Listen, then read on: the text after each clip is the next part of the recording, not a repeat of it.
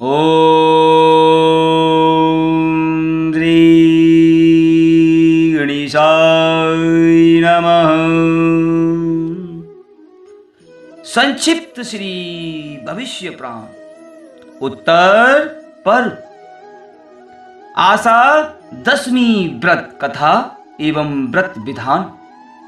भगवान श्री कृष्ण बोले, हे पार्थ युधिष्ठिर, अब मैं आपसे आशा दशमी व्रत कथा एवं उसके विधान का वर्णन कर रहा हूँ। प्राचीन काल में निषद देश में नल नामक एक राजा थे। उनके भाई पुष्कर ने धूत में उन्हें जब पराजित कर दिया। उनके भाई पुष्कर ने जुए में जब उन्हें पराजित कर दिया, तब नल अपनी भार्या दमयंती के साथ राज्य से बाहर चले गए। वे प्रतिदिन एक वन से दूसरे वन में भ्रमण करते रहते थे। केवल जल मात्र से अपना जीवन निर्वाह करते थे और जनशून्य भयंकर वनों में घूमते रहते थे। एक बार राजा ने वन में स्वर्ण सी कांति वाले कुछ पक्षियों को देखा। उन्हें पकड़ने की इच्छा से राजा ने उनके ऊपर वस्त्र फैलाया, परंतु वे सभी उस वस्त्र को लेकर आकाश में उड़ गए। उससे राजा बड़े दुखी हो गए। वे दमयंती को गाढ़ निद्रा में देखकर उसे उसी स्थिति में छोड़कर चले गए। दमयंती ने निद्रा से उठकर देखा तो नल को न पाकर वह उस घोर वन में हाहाकार करते हुए रोने लगी। महान दुख और शोक से संतप्त होकर वह नल के दर्शनों की इच्छा से इधर उधर भटकने लगी। इसी प्रकार कई दिन बीत गए और भटकते हुए वह चेदी देश में पहुंची।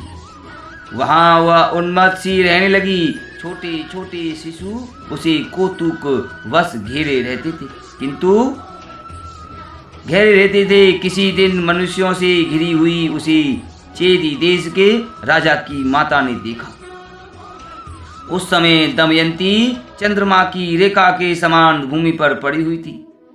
उसका मुखमंडल प्रकाशित था। राजमाता ने उसे अपने भवन में बुलाकर पूछा, हे वरारणे, तुम कौन हो? इस पर दमयंती ने लज्जित होते हुए कहा, मैं सेरंद्री हूँ। मैं न किसी के चरण धोती हूँ और न किसी का उच्छिष्ट भक्षण करती हूँ। यहाँ रहते हुए कोई मुझे प्राप्त करेगा तो वह आपके द्वारा दंडनीय होगा। हे देवी, इस प्रतिज्ञा के साथ मैं यहाँ रह सकती हूँ। राजमाता ने कहा, ठीक है, ऐसा ही होगा। तब दमयंती ने वहाँ रहना स्वीकार किया और इसी प्रकार कुछ समय व्यतीत हुआ और फिर एक ब्राह्मण दमयंती को उसके माता पिता के घर ले आया। पर माता पिता तथा भाइयों का स्नेह पाने पर भी पति के बिना वह अत्यंत दुखी रहती थी। एक बार दमयंती ने एक श्रेष्ठ ब्राह्मण को बुलाकर उससे पूछा, हे ब्राह्मण देवता, आप कोई ऐसा दान एवं व्रत बतलाइए जिससे मेरे पति मुझे प्राप्त हो जाए। इस पर उस बुद्धिमान ब्राह्मण ने कहा, हे भद्रे, तुम मनोवांछित सिद्धि प्रदान करने वाले आशा दशमी व्रत को करो। तब दमयंती ने प्राणवेता उस दमन नामक पुरोहित ब्राह्मण के द्वारा ऐसा कहे जाने पर आशा दशमी व्रत का अनुष्ठान किया। उस व्रत के प्रभाव से दमयंती ने अपने पति को पुनः प्राप्त किया। युधिष्ठिर ने पूछा, हे गोविंद, यह आशा दशमी व्रत किस प्रकार और कैसे किया जाता है? आप सर्वज्ञ हैं, आप इसे बतलाइए। भगवान श्री कृष्ण बोले, हे राजन, इस व्रत के प्रभाव से राजपुत्र अपना राज्य, कृषक खेती, वणिक व्यापार लाभ, पुत्रार्थी पुत्र तथा मानव धर्म अर्थ एवं काम की सिद्धि प्राप्त करते हैं। कन्या श्रेष्ठ वर प्राप्त करती है। ब्राह्मण निर्विघ्न यज्ञ संपन्न कर लेता है। रोगी रोग से मुक्त हो जाता है और पति के चिर प्रवास से हो जाने पर स्त्री उसे शीघ्र ही प्राप्त कर लेती है। शिशु के दंत जनित पीड़ा में भी इस व्रत से पीड़ा दूर हो जाती है और कष्ट नहीं होता। इसी प्रकार अन्य कार्यों की सिद्धि के लिए इस आशा दशमी व्रत को करना चाहिए। जब भी जिस किसी को कोई कष्ट पड़े उसकी निवृत्ति के लिए इस व्रत को करना चाहिए। यह आशा दशमी व्रत किसी भी मास के शुक्ल पक्ष की दशमी को किया जाता है। इस दिन प्रातः काल स्नान करके देवताओं की पूजा कर रात्रि में पुष्प अलक्त तथा चंदन आदि से इस आशा देवियों की पूजा करनी चाहिए। घर के आंगन में जौ से अथवा पिष्टा तक से पूर्वादि 10 दिशाओं के अधिपतियों की प्रतिमाओं को उनके वाहन तथा अस्त्र शस्त्रों से सुसज्जित कर उन्हें ही इंद्रिय आदि दिशा देवियों के रूप में मानकर पूजा करनी चाहिए।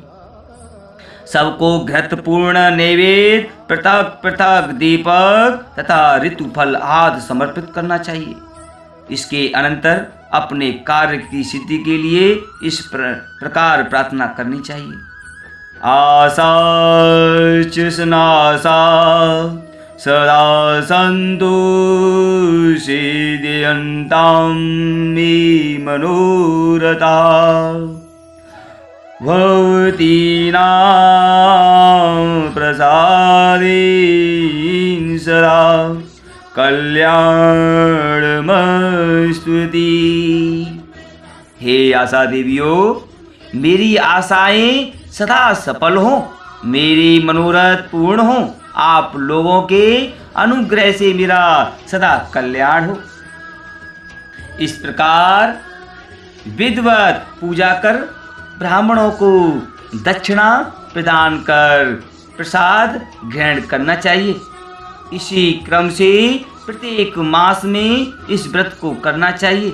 जब तक अपना मनोरथ पूर्ण न हो जाए तब तक इस व्रत को करना चाहिए। अनंतर उद्यापन करना चाहिए। उद्यापन में आशा देवियों की सोने चांदी अथवा पिष्टात से प्रतिमा बनाकर घर के आंगन की पूजा करके इंद्रिय आग्नेय याम्या नैऋत्य वारुणी वायव्या सौम्या रेसानी अध तथा ब्रह्मा ही इन 10 आशा देवियों दिशा देवियों से अभिष्ट कामनाओं की सिद्धि के लिए प्रार्थना करनी चाहिए। साथ ही नक्षत्रों ग्रहों तारा ग्रहों नक्षत्र मातृकाओं भूत प्रेत विनायकों से भी अभिष्ट सिद्धि के लिए प्रार्थना करनी चाहिए। पुष्प फल धूप गंध वस्त्र आदि से उनकी पूजा करनी चाहिए। सुहागिनी स्त्रियों को नृत्य गीत आदि के द्वारा रात्रि जागरण करना चाहिए। प्रातः काल विद्वान ब्राह्मण को सब कुछ पूजित पदार्थ निवेदित कर देना चाहिए और उन्हें प्रणाम कर क्षमा याचना करनी चाहिए। अनंतर बंधु बांधवों एवं मित्रों के साथ प्रसन्न मन से भोजन करना चाहिए। हे पार्थ, जो इस आशा दशमी व्रत को श्रद्धा पूर्वक करता है उसके सभी मनोरथ पूर्ण हो जाते हैं। यह व्रत स्त्रियों के लिए विशेष श्रेयकर है। ओम नमो भगवती नारायणी नमोस्तुते।